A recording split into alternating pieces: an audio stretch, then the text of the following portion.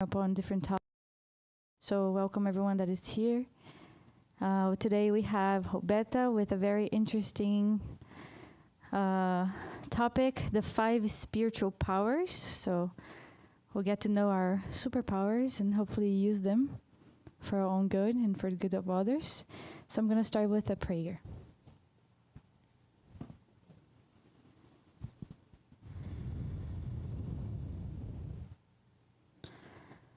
I ask that you take a deep breath, that you sit comfortably in the chair, the best way that you can, to set yourself in a position to be open to new thoughts, to new ideas,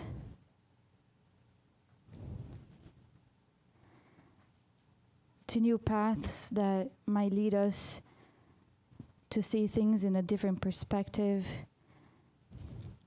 to see the world in a different perspective, to learn more about ourselves.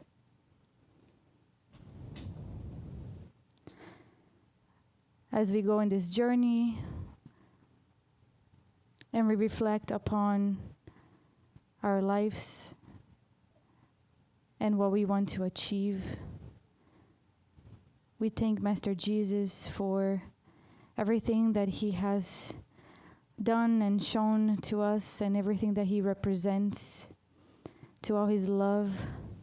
We thank our mentors and the mentors of this house for supporting us, for inspiring us, and for guiding us when we are here and in our daily lives out there. May we quiet our minds and our thoughts from everything that is outside those doors and open our hearts and our ears to what our friend has today to share with us. With this, we thank the beginning and we ask permission to start the lecture.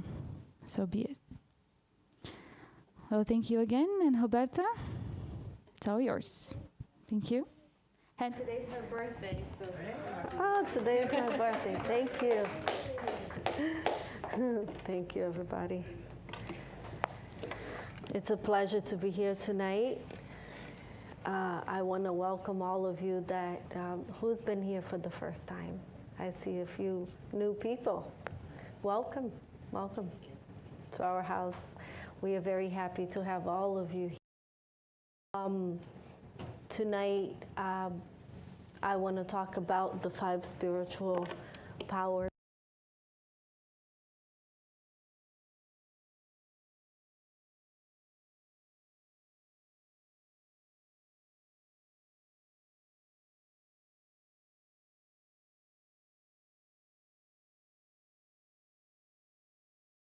Topic.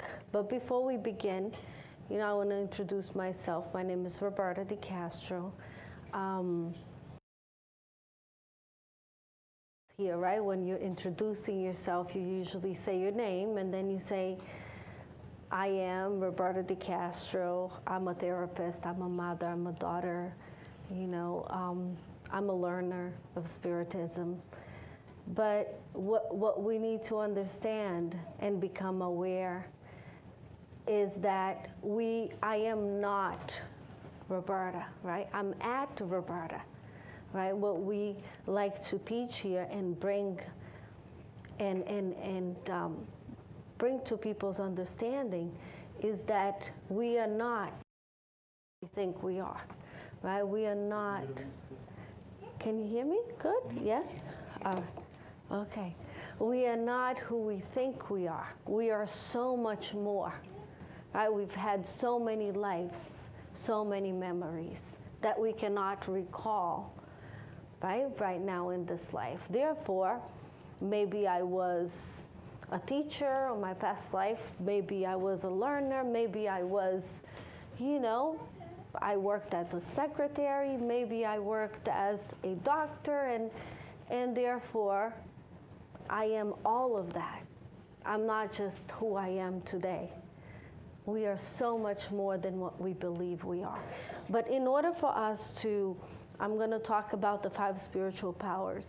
But before that, I would like to talk. I'm a therapist, I'm a psychologist, so of course I'm gonna, because I think it's very important to understand the mind and the way that our mind works in order for us to understand everything else after that. There is, we are very connected with our being, with our mind, with our, there are two minds, right? As far as we know, emotional brain, the mind, and the rational brain.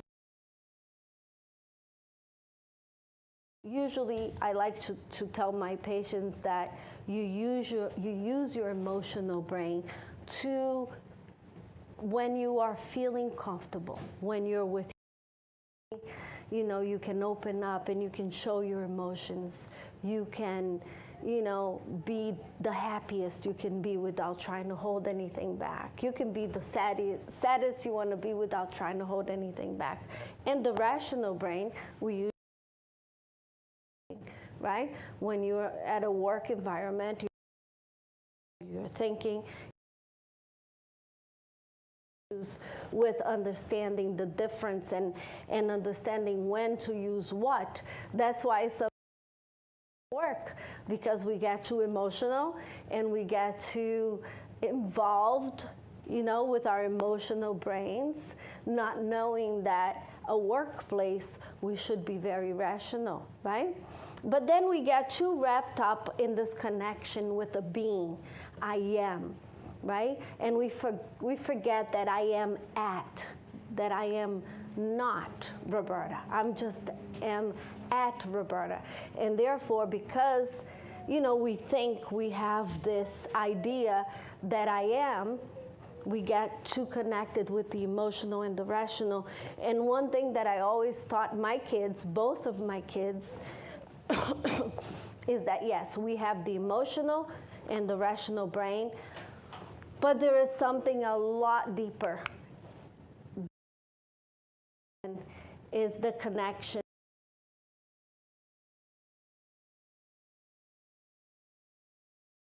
with the wise brain, with the spirit.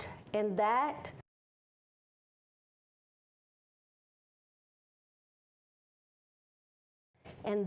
is what we need to learn on how to use more, because this should be what, right?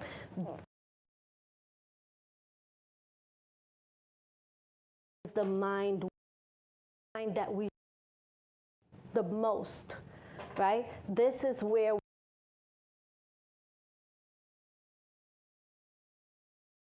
mind, the and the emotional, which is the being that we connect to.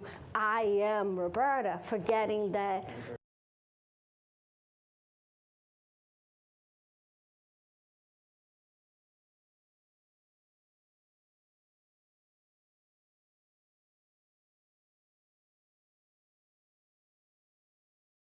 when I am my emotional and rational mind, not understanding.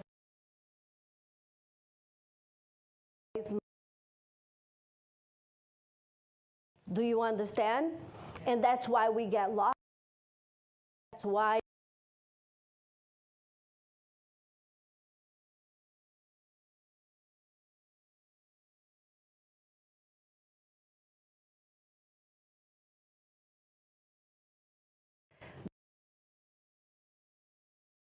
here pass. They are not emotions are not who I am. Right? Do you guys agree? So therefore, this brings us to an understanding. It says, you are gods in John 10:34. We are one body. The origin of is unknown except for the that is in the Pro-Germanic Gudun, and it's seen language originates all the other languages that we know.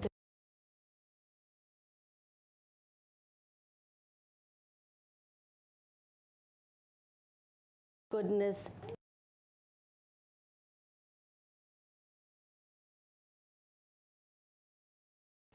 You are God. And that idea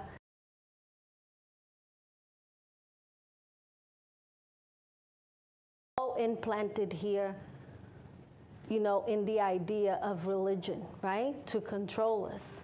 That doesn't really exist. Oh, sure.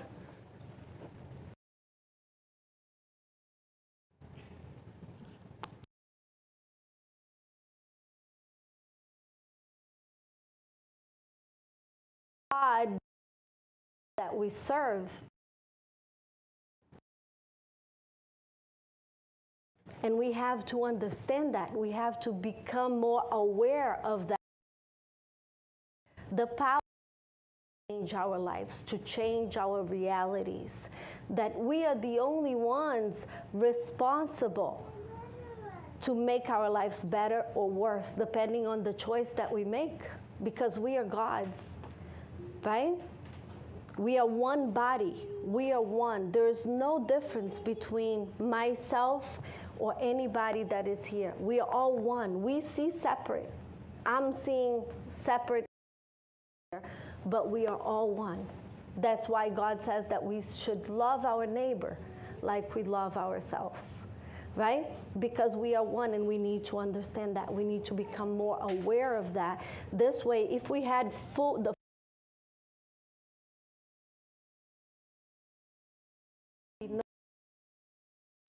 sure, we're going to change. Give me a second.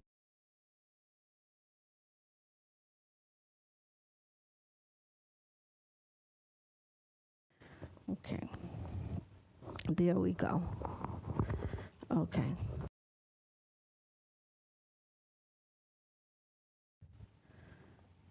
Having a little technical. It happens, right? Okay. So that idea that we need to become more and more aware of, that we are God's, that we have the power to control. We are born, learning from our parents. As soon as our parents look down at us, right, and say,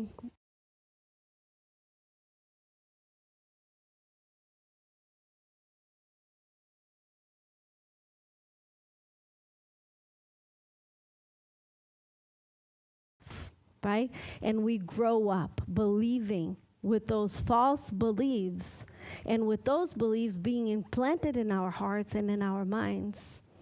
And then we find the need to higher power, because that is the power that will save us. Not understanding that the power that will save us is the power we have within, because we have that already. We are God's. We are enough. We are able to lead and to guide the best path.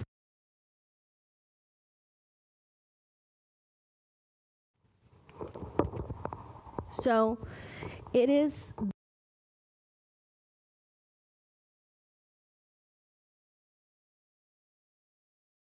believe we need to have, right? Because if we didn't believe there was guilt, if we didn't believe that was shame, if we didn't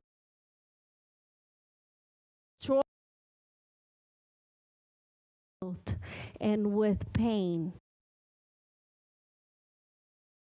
we would be in a complete.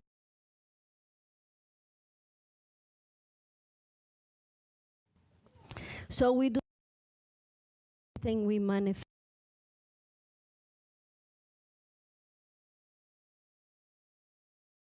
We don't believe that manifesting is actually, because if we got used to that idea since we were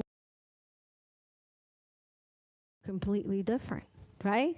If we were taught to manifest instead of taught to pray to God, and then if God thinks you deserve, you're going to get that, right? If we were taught to believe that God is within you, you are God, you are divine, you manifest, you believe, you have faith, you manifest, and it will happen, then we will be in completely different realities, different places. Do you guys understand? Not understanding that we are creators, that we are gods, that if we don't create hate, contempt, greed, lack, unhappiness, it will never exist. What exists is exactly what we create, right? You create. Everything starts here in our mind. We create, we wake up, and we say, oh, look, it's cloudy outside. It's going to rain. Oh my God, this day is going to be horrible. I'm going to have to go to work. And so you're already creating, you're manifesting all the negativity. Oh, I'm going to have to see that girl at work. I can't stand. So you are creating, you are manifesting, and we continue to do that, not being aware that we are creating a horrible day. And if we are creating a horrible day, we will have a horrible day, because we are creators of our own destiny. We create, right? We create our successes. We create our failures. And that is how it is. There's no other way, right? And people ask me, but Roberta, how do I start manifesting? How do I start believing?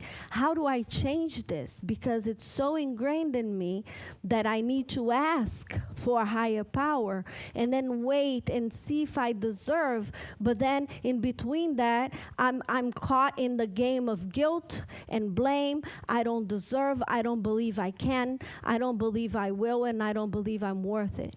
So then you will never get what you want. And that doesn't exist. God is light, God is love, and we are all love and light. We just started believing otherwise just because of the horrible experiences sometimes that we were put through and that we put ourselves through, right? And then we start disbelieving ourselves. We start thinking that we are not worthy, we are not enough. And we start having racing thoughts about experiences that we lived, that we are feeling guilty now. And then you start feeling anxious because everything you are thinking in the future, and you're thinking about tomorrow, and you're thinking about an hour from now, it's not going to work, this is not going to be bad, I'm not going to be capable of doing this, creates anxiety. Because we are being controlled by fear, right?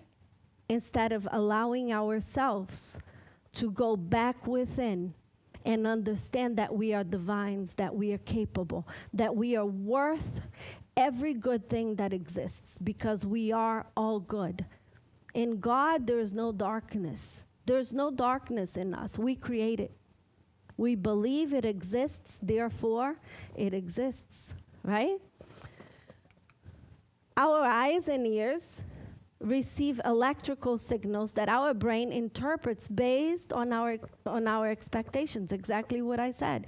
You expect because you believe, because you were triggered by all the bad experiences that you've had, and then we are caught in this will of never-ending fear, lack, disappointment, guilt, and we don't know how to get out of it.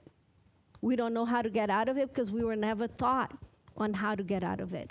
We were taught that our rational brain and emotional brain should be the leaders, the rulers of our lives, and this is how we should go about life.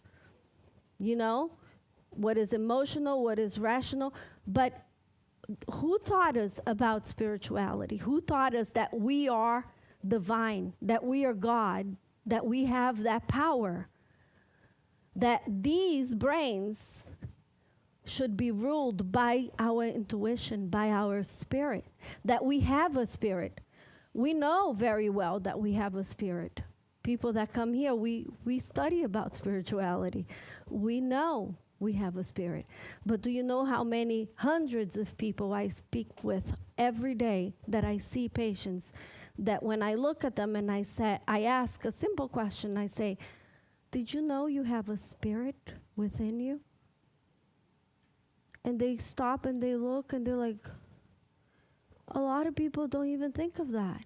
You know, the rush of life and how we are living life is all wrong, because we were not taught that.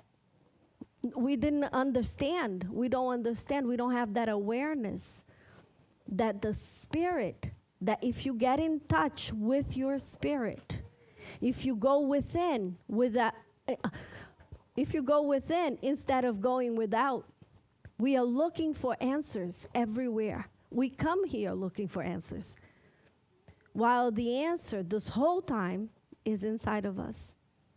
That is where the answer is. We go lost and we lose ourselves. We find ourselves. We make mistakes and we go right and we go left. We walk forward and backwards and we don't find answers. And we talk to friends and we talk to families and we talk to everybody and we ask. We can't find the answer. Only because we were not taught that the answer lives within us. That we've had it all along. This whole time, we've had answers. We have the answers. We are so illuminated. We are so divine.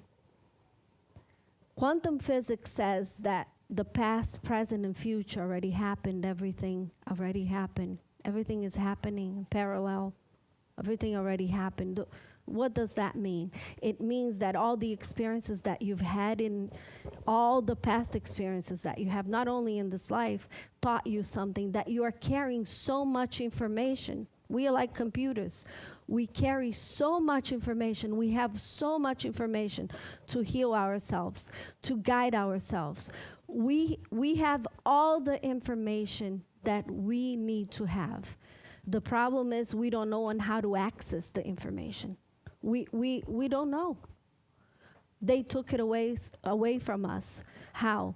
Implanting control, religion, telling you that you need to believe in black or white, and that this is right and this is wrong. And there's no such thing. There's no right or wrong, because what could be right for me could be wrong for her. There's no right or wrong. There shouldn't be guilt. There shouldn't be fear, because we are gods and we know everything. How do we access, Roberta? How do we do that? The 5 spiritual powers. We're going to talk about them. So, our eyes and ears, I already read this one. For 45 years after his enlightenment process, the Buddha roamed northern India teaching. He spoke publicly about 10,000 times. But he wasn't teaching to argue philosophical theories. He taught for one purpose only, to put an end to all the suffering he saw around him. The assumption underlining all of his teaching is that we don't have to be as we are. That all the sadness, look at what Buddha said, right? All the sadness, all the pain, the grief, the fear that we all know is not necessary. It can be deleted, completely deleted, he says. New ways of being can be cultivated. He taught so that we do not know suffering, but happiness and peace. How, Roberta? How is that even possible? These teachings are training for a spiritual way of life. This means a path that is real and true and beneficial to all beings, both now and in times to come. So when it says here, he taught so that we do not know suffering, but happiness and peace. These teachings are training for a spiritual way of life. When we think about happiness and peace, we are thinking it's impossible, because we are thinking of the outside, what is outside of us. We are thinking of the material things. We are thinking, how am I going to be happy if I don't have money, if I don't have what I want? We are not talking about that. We are talking about that real happiness is found within us. And that's why Buddha came here, to teach us that. That's why Jesus came here, to teach us that. And we still don't understand. We still don't get it, and we don't even know how. Because, unfortunately, so much religious beliefs and so much fallacy on what we should and who we are came about that we are so confused. Everybody today, so many people, hundreds of people are so confused and so lost, not knowing that they have 5 spiritual powers that if they put in practice. How do I put that in practice, Roberta? Faith is one of them. How do I put faith as the first one? How do I put my spiritual powers in practice, Roberta? Through meditation. It's the only way. Through observation. The only way out is in. You got to go in first. And the only way for you to really, really know yourself and know everything about yourself and have access to all this information is through meditation. Anybody meditates here? So you guys know what I'm talking about? All right, very easy, right? But then the issue is how to meditate, right? Because a lot of people don't know. They think that you just sit there and you close your eyes. And then I've had people come up to me and say, Roberta, but I sit there and then my mind is racing. And then I'm thinking, oh, my God, I have to go. Oh, my God, is it time yet? Da, da, da. And then, right? So I tell them the first thing that you need to do before you meditate is set an intention, right? And with that intention, you need to have faith. Right? So let's read a little bit about faith. A force that can be moved beyond what we know. It is an inner sense of conviction, an open heart that is not afraid to trust and therefore can go beyond the known, feel the possibility of the transcendence, that what appears to be is not all that there is. She feels there is some profound human possibility to be realized, even if it is not immediate apparent. According to the Buddha, we need to have trust in the Dharma, which is the order and the law of the cosmos. The faith is born from experience. It cannot be given. It arises spontaneously when you see and know it for yourself. From him flow devotion, gratitude, and commitment. It is a natural donation. You need to sit there with a purpose, with an intent, with devotion. You need to have that flow of gratitude and that commitment to get to know yourself. I always tell people, when you sit with a friend to get to know them, to talk to them, we take hours with our friends to talk to them, and we are there, we're having fun. Why can't we take 1 hour to meditate with ourselves, to get to know ourselves? And people have no idea. And I don't understand why people don't think that meeting with a friend or a relative or anybody is more important than meeting with yourself. And why don't we take that time to do that for ourselves? And then at the same time, we want to see transformation. We want to see change. We want to see Roberta, and then I see patients that come every week, but I'm still struggling with this, Roberta. And then I'm telling them what to do, and they come back again, and they are telling me the same exact story and thing that they were telling me the week before, just because I give them the exercises, I tell them what to do, and they don't do it. So we don't get better just because of one thing. We don't put any energy, any effort, right? And it's so hard. This is the second. Energy or effort is the second spiritual power.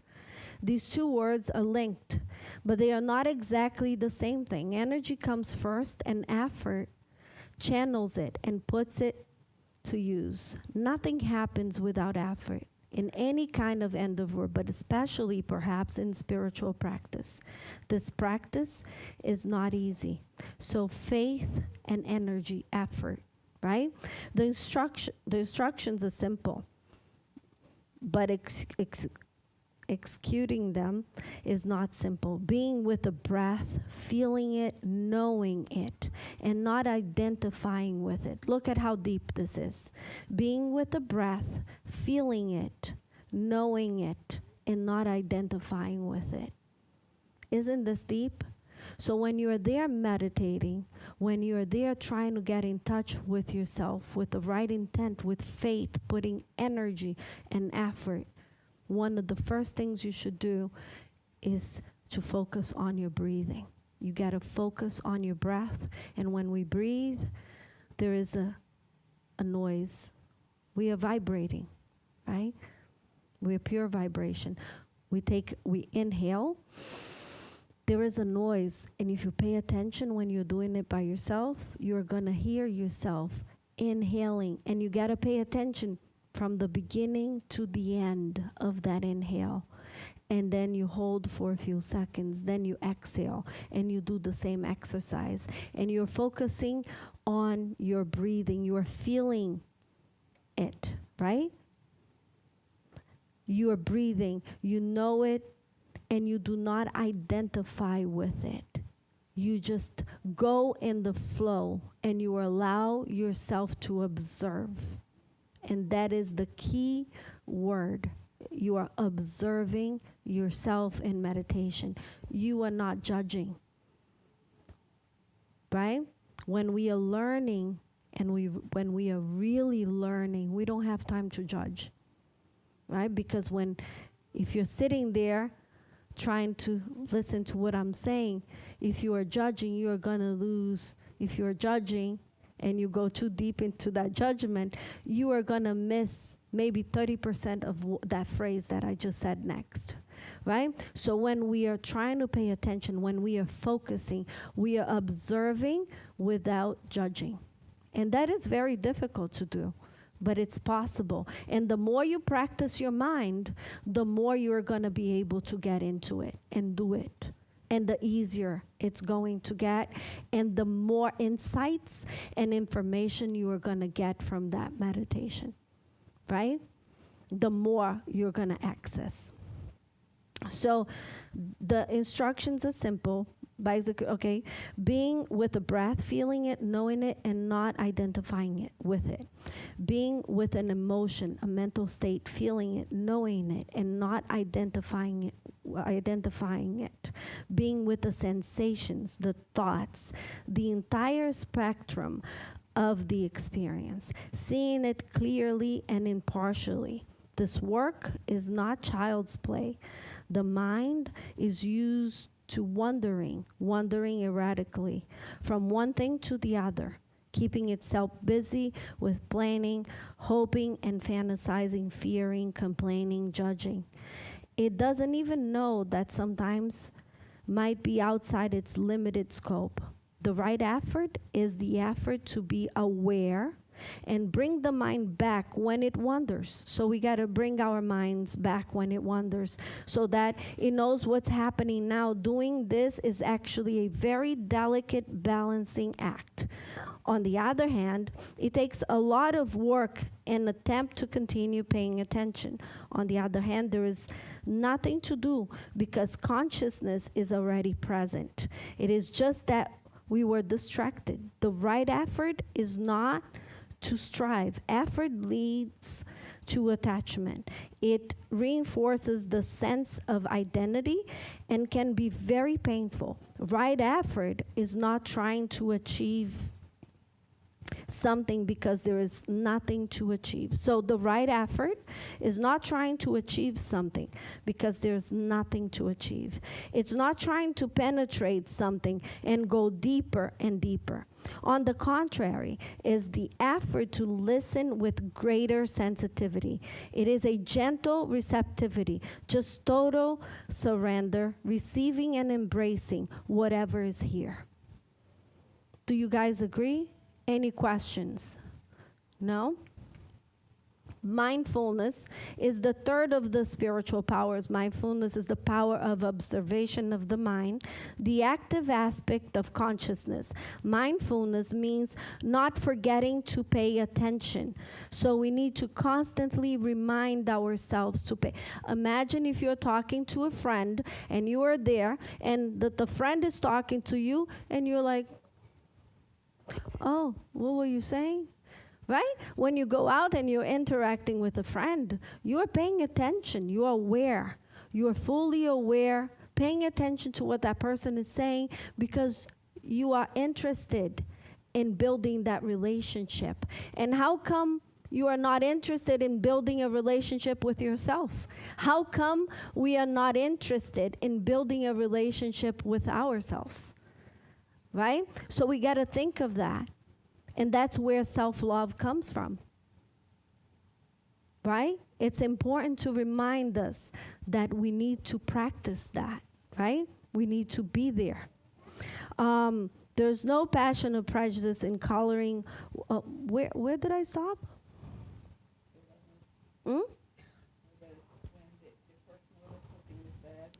When we first notice something, there is a fleeting moment of pure awareness before the thinking mind kicks in. It's a non-verbal, pre-verbal moment. It contains no thoughts.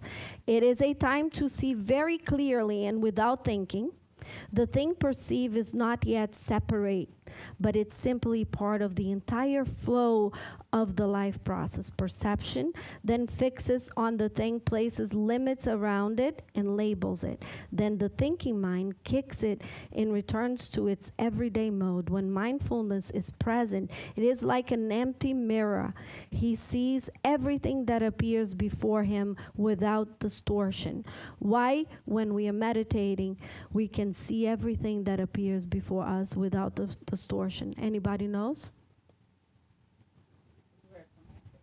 We are connected as well. Yes. What else? Why, when we are meditating using the 5 spiritual powers, why does this happen, that we can see everything that appears before us without distortion? We are present. We are paying attention.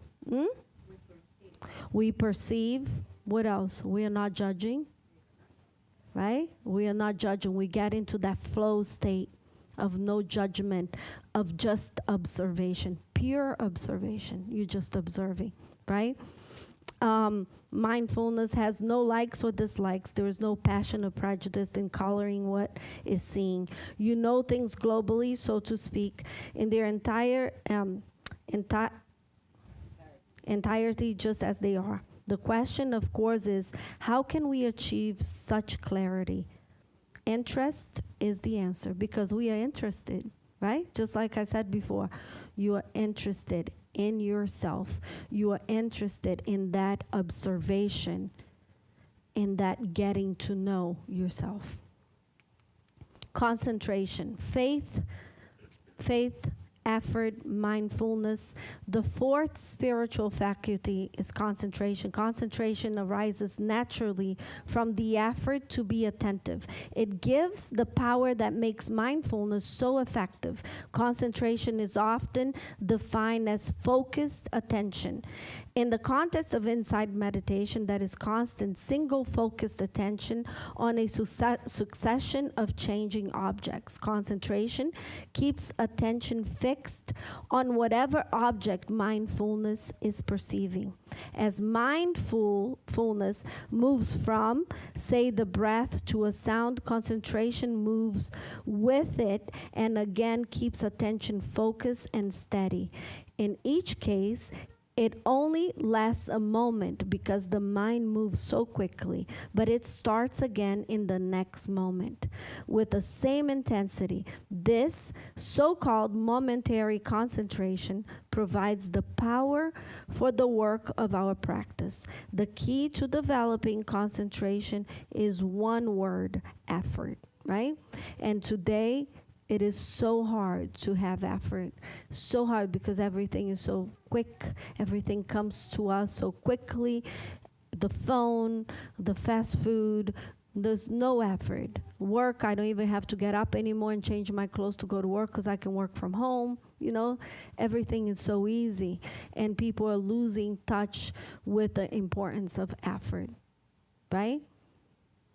Energy, right? So it is the effort to pay close attention, to keep coming back. Normally, the energies of the mind are scattered in 1,000 different directions. The mind is everywhere, and its energy simply wasted on random thoughts and desires, hopes, fears, and feelings. Again, the emotional, we go back to the emotional mind, right? All the enormous potential power is possessed is wasted. But as the effort to be mindful becomes more consistent, these scattered energies come together and converge around a single point, and the mind becomes focused like a lens.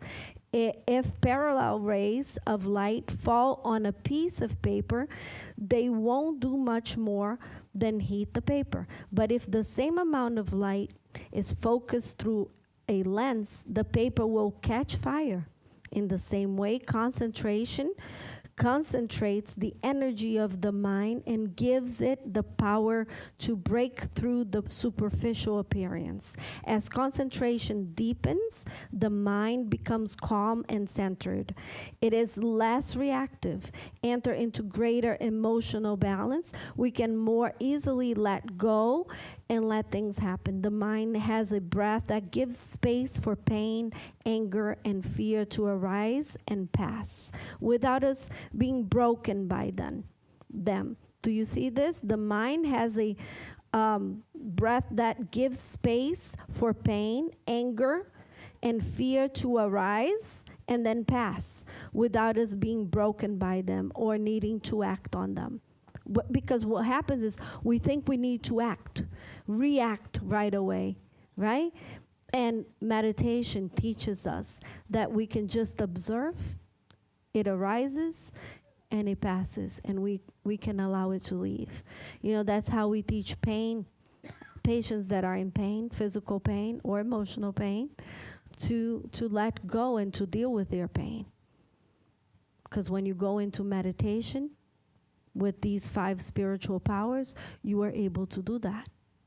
It takes time, it takes practice, it takes effort, but you can do that. You are able to do that. I have what is called sickle cell anemia. I have the trait. I was born with it. And so I was born with a lot of pain. And since I was little, I've had a lot of pain. And nobody taught me how to meditate. I kind of did that myself. I kind of had to find a way. And that is how I fell in love with meditation.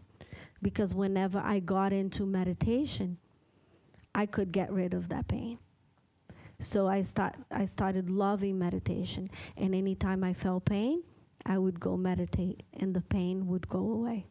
So that is how I taught myself.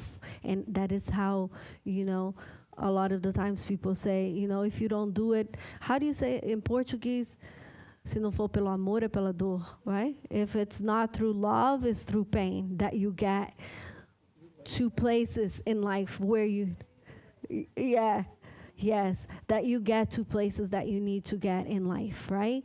And of course, we all go through different paths, right? To learn or to get to where we need to get in life.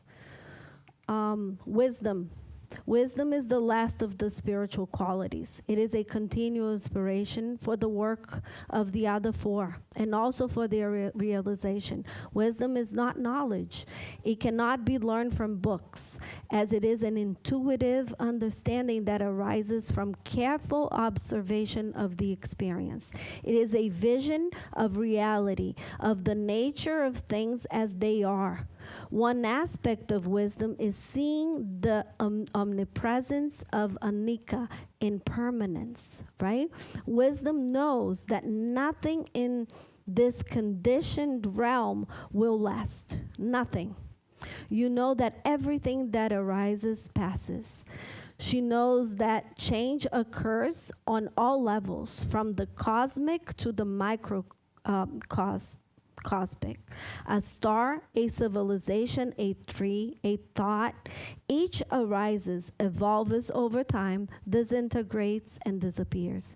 The time differs, of course, for each phenomenon and event. And the change can be so fast or so slow that it's usually not even seen. But the trajectory is always the same. Whatever will be, will be. We may think we know this true, and perhaps we do. Right? Do you guys understand? Any questions? Isn't this beautiful? How the path, how we have the spiritual powers, we just don't know on how to use them.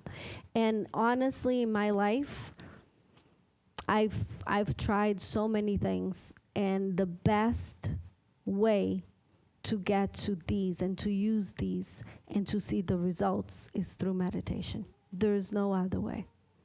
As far as I know, I might be wrong. Because believe me, we are not wrong or right. It's just, I'm just sharing my experience with you guys, and I hope you guys enjoyed. Thank you very much. Thank you.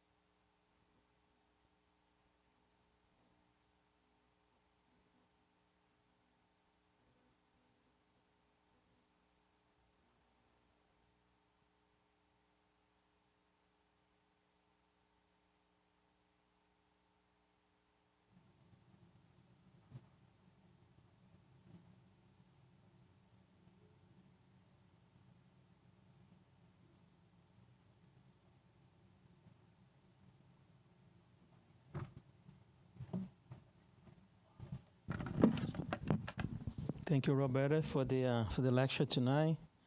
Very instructive for us and related to meditation, and very good what you brought to us. Just a few reminders.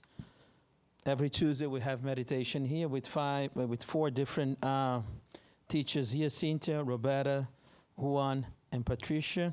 And now we have Evelyn also, another one coming in on board. So every Tuesday we do a different type of meditation here at 7 o'clock. I do recommend that you come, and it's really, really, really good. We continue doing our spiritual surgery every Fridays.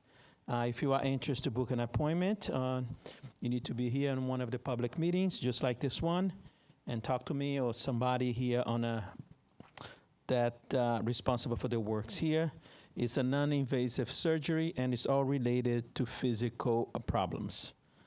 And fluid therapy, magnetized water every Wednesday. You bring your bottle of water, and it will magnetize your water you take with you, and you drink 3 times a day as medicine, okay? And the last but not least, channel messages. If you put your message in, today I request some of the new people to put the messages in. Stop by the library to get your message before leaving the center, before going home.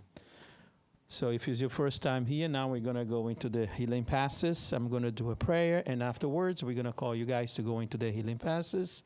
It's just to equilibrate, just to balance your chakras to magnetism. It's pretty good. If you don't want to go, it's fine, but I do recommend it. So I'll ask you guys now to join me on a final prayer here, so we can prepare ourselves for the passes after here.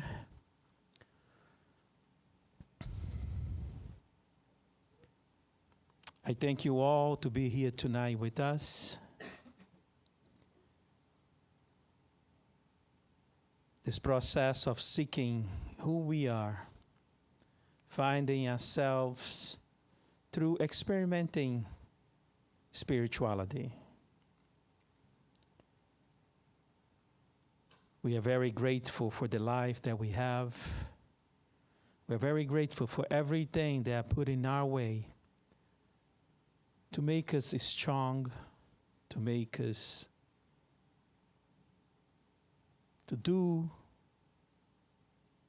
what we need to do. So our path in this world, distance ourselves from suffering, from the shadows of evil. We are very thankful for this center, for the work that is being done here. So it helps us make better choices, putting ourselves in places that we are in control. Finding ourselves, our true selves, through better choices. I want to ask you all, so we concentrate and we pray for our planet, for our home, for everybody in this world, for our family, for our universal family. We pray for this planetary home so we can end once and for all injustice, indifferences, hate, violence. We pray so we can find the path of light, so we can see each other as one, not different, not worse or better, but equal, as part of the same body that completes this whole universe. And tonight, we acquire more knowledge, we acquire more tools, so we can walk this path with peace, with happiness, and being loving with all. So with that, we ask permissions for the mentors of our house so we can finish the lecture tonight. And we can go back to our daily lives with this knowledge is in our heart that we are enough, that everything that we need, we already have inside of us.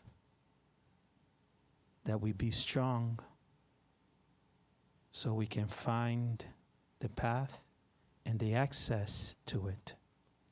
So be it.